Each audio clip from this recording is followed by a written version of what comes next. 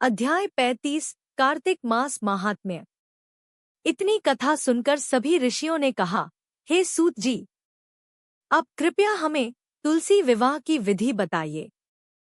सूत जी ने उत्तर दिया, कार्तिक शुक्ला नवमी को द्वापर युग आरंभ हुआ, इसलिए इस तिथि को दान और उपवास में पूर्वान्न व्यापिनी तथा पराह्न व्यापिनी का पालन मान्य है।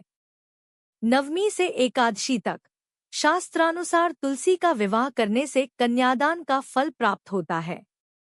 पूर्वकाल में कनक की पुत्री किशोरी ने एकादशी तिथि में संध्या समय तुलसी विवाह किया और वैधव्य दोष से मुक्ति पाई। अब मैं इसकी विधि बताता हूँ। पहले अपनी क्षमता अनुसार तुलसी और भगवान विष्णु की प्रतिमा बनवाए। 1 तोला सुवर्ण की प्रतिमा श्रेष्ठ, अन्यथा आधे या चौथाई तोले की भी बन सकती है। तुलसी और विष्णु की प्रतिमा में प्राण प्रतिष्ठा कर षोडशोपचार से पूजा करें। गणेश पूजन कर पुण्यावाचन और नांदी श्राद्ध संपन्न करें। वेद मंत्रों और बाजे की ध्वनि से भगवान विष्णु की प्रतिमा तुलसी के निकट रखें और वस्त्रों से आच्छादित करें। भगवान का आवाहन करें। भगवान केशव, आइए देव, मैं आपकी सेवा में तुलसी समर्पित करता हूँ। आप मेरे मनोरथ पूर्ण करें। आवाहन के पश्चात 3 बार अर्घ्य, पाद्य और विष्टर अर्पित करें। फिर आचमनीय पद 3 बार उच्चारित कर भगवान का आचमन कराएं।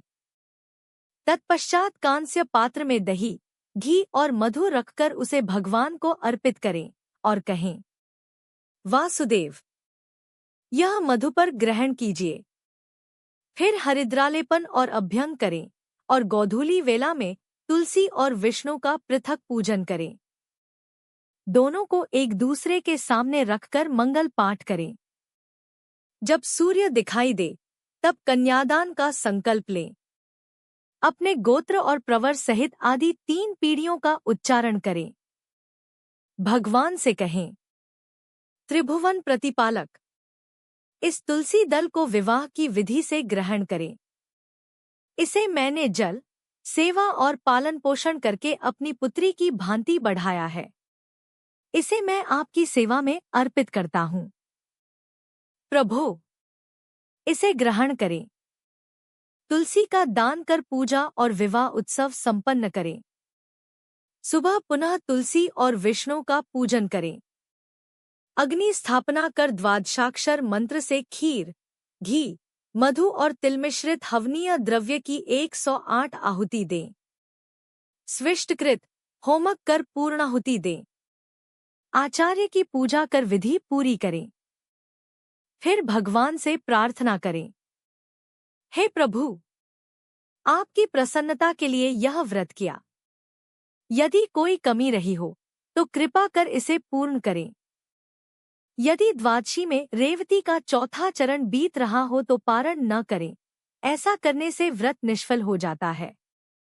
भोजन के पश्चात तुलसी के स्वत गिरे पत्ते खाने से सभी पाप नष्ट होते हैं। भोजन के अंत में ऊख, आंवला और बेर खाने से उच्छिष्ट दोष मिट जाता है। भगवान का विसर्जन करते समय कहें, भगवन, आप तुलसी के साथ वैकुंठ धाम में पधारें। प्रभो, मेरी पूजा स्वीकार कर संतुष्ट रहें। सूत जी ने ऋषियों से कहा, हे ऋषिवरों, जो मनुष्य श्रद्धा, सत्य और संतोष के साथ तुलसी समर्पित करता है, उसके पाप नष्ट हो जाते हैं और वह संसार के सुख भोग कर विष्णुलोक को प्राप्त होता है। यह कार्तिक महात्म्य समस्त रोग और पाप नाशक है।